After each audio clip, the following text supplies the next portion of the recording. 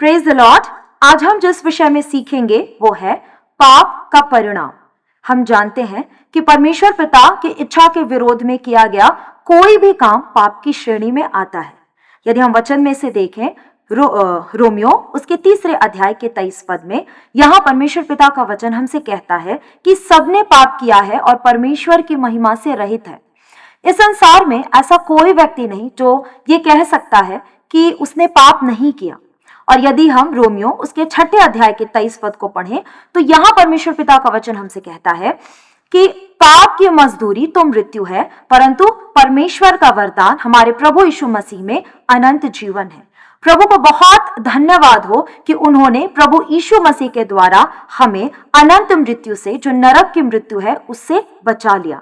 जब एक व्यक्ति पश्चाताप के साथ परमेश्वर पिता के पास आता है, प्रभु यीशु के बलिदान पर विश्वास रखता है, तब वो अपने पापों से छुटकारा पाता है और अनंत मृत्यु से वो परमेश्वर के द्वारा बचा लिया जाता है।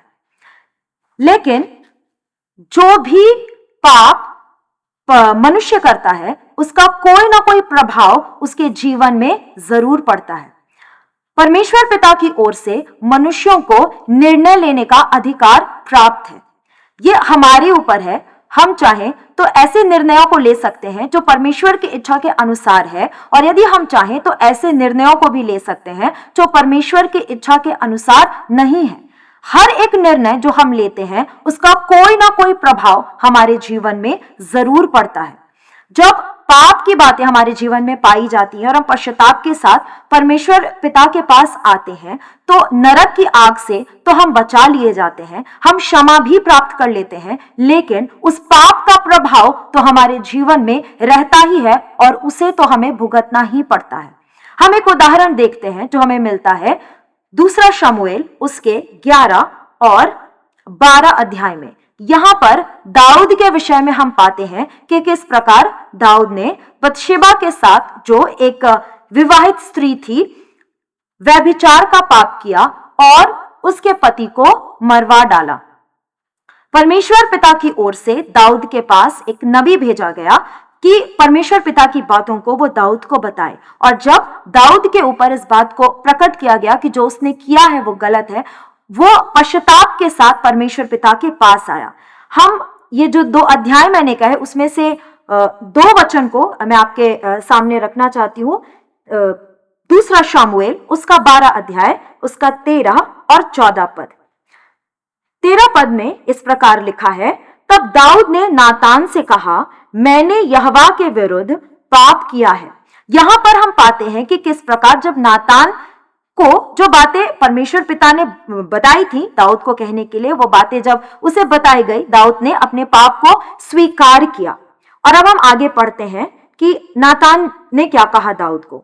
नातान ने दाऊद से कहा, यहोवा ने भी तेरे पाप को दूर कर दिया है, तू नहीं मरेगा। फिर भी अपने इस कार्य के द्वारा तूने यहोवा के शत्रुओं को निंदा करने का अवसर दिया है, इसलिए तेरा यह पुत्र भी जो उत्पन्न हुआ है निश्चय मर जाएगा। यहाँ पर इस वचन में हम पाते हैं कि जब पश्चाताप के साथ दाऊद परमेश्वर पिता के पास आया, उसका पाप क्षमा जरूर किया गया और नरक की आग से प्रभु ने उसे बचा भी लिया, लेकिन इस पाप का परिणाम तो दाऊद को भुगतना ही पड़ा। बत्शेबा के द्वारा दाऊद का जो पुत्र उत्पन्न हुआ था उसकी मृत्यु हो गई। और यहाँ बाइबल में हम इस बात का जिक्र तो नहीं पाते, लेकिन मुझे ऐसा लगता है कि दाऊद के रेप्यूटेशन पर भी इस घटना के कारण प्रभाव जरूर पड़ा होगा। प्रजा के बीच में, क्योंकि दाऊद जो था वो राजा था, प्रजा के बीच में भी ऐसी इस घटना की चर्चा तो जरूर होती रही होगी। उसी प्रकार जब हमारे भी जीवन में पाप की बातें पाई जाती हैं और हम प्रभु के पास पश्चाताप के साथ आते हैं, तो प्रभु हमें क्षमा तो जरूर करता है, लेकिन उस पाप का प्रभाव हमारे जीवन में बना रहता है। कई बार ऐसा होता है कि बहुत सी ऐसी समस्याएं और तकलीफें हैं वो हमारे पाप ही के कारण हमारे जीवन में होती हैं। हम एक वचन में से देखते हैं, गलाती 6 अध्याय उसका 7वां पद। गलाती की पुस्तक उसका 6 अध्याय उसका 8वां पद यहाँ इस प्रकार से परमेश्वर का वचन कहता है, क्योंकि जो अपने शरीर के लिए बोता है वह शरीर के द्वारा विनाश की कटनी काटेगा, परंतु जो पवित्र आत्मा के लिए बोता है वो पवित्र आत्मा के द्वारा अनंत जीवन की कटनी काटेगा। हर एक निर्णय जो एक मनुष्य लेता है वो एक बीज बोने के समान है। यदि हमने कुछ कार्य के लिए अपने कदम बढ़ा दिए और हमने कोई काम कर दिया तो वो बीज बोने के समान है, जो अंकुरित होकर के जो पौधे के रूप में जरूर बढ़ता है। उसी प्रकार से हमारा हर एक निर्णय एक कॉन्सिक्वेंस को लेकर के आता ही आता है हमारे जीवन में, और प्रभु चाहता है कि हम और ज्यादा पवित्रता में बढ़ें ताकि ऐसी बातें हमारे जीवन में पाई न जाए। ऐसा बहुत संभव है कि हम नरक की आग से तो बचा लिए जाएं, पर बहुत से ऐसे पुरस्कार हैं जो हम खोते चले जाएंगे यदि पाप की बातें हमारे जीवन में बनी रहें। यदि हमारे अंदर इस प्रकार के विचार पाए जाते हैं कि पाप तो हमने कर लिया, क्या है, हम प्रभु के पास जाएंगे, हम पश्चाताप करेंगे, प्रभु दयालु परमेश्वर है, वो हमें क्षमा कर देगा। हाँ, ये सत्य है कि प्रभु जब हम पश्चाताप के साथ आते हैं उनके पास तो वो हमें क्षमा करता जरूर है, लेकिन हाँ, एक बच्चा जब वो गलती करता है और उसके माता पिता यदि उसको सिखलाना चाहते हैं तो उसको दंड भी देते हैं। उसी प्रकार से हमारे जीवन में भी प्रभु का काम होता है। यदि पाप की अवस्था में हम पड़े हैं तो उस पाप का दंड सिखाने के लिए कि हम उस पाप से निकल जाएं और पवित्रता में और अधिक बढ़ें, प्रभु हमारे जीवन में जरूर भेजता है। और फिर हमें एक दौर से गुजरना पड़ता है जो हमारे पापों के कारण ही होता है। एक वचन है जो हमें मिलता है रोमी 8 उसके 28 में, जो परमेश्वर से प्रेम करते हैं, जब उन लोगों के जीवन में ऐसी गलतियां हो जाती हैं जो वो जानबूझ करके नहीं करते पर अपने शरीर के स्वभाव के कारण उनसे हो गई, उन बातों के बीच में भी प्रभु की आशा हमारे जीवन के लिए उपलब्ध रहती है।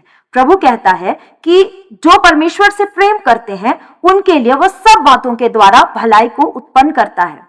तो जब परमेश्वर से प्रेम करते हैं और हमसे ऐसी गलतियां हो जाती हैं तो हमें निराश होने की जरूरत नहीं है, क्योंकि उन बातों में भी, उन कॉन्सिक्वेंसेस में भी प्रभु हमारे लिए आशीष को रखता है कि हम प्रभु यीशु मसीह के स्वरूप में और ज्यादा बदलते चले जाएं, सिद्ध होते चले जाएं, और उन बातों के बीच भी हमें हियाव नहीं खोना चाहिए। लेकिन यदि हम ऐसी अवस्था में पाए जा रहे हैं जहां हम ढिठाई पे ढिठाई कर रहे हैं और बार बार परमेश्वर के द्वारा चिताए जाने के बावजूद हम उन बातों में बने हुए हैं, तब ऐसी अवस्था में हम अपने आप को धोखा दे रहे हैं और ये आने वाले समय में हमारे लिए बहुत घातक हो सकता है।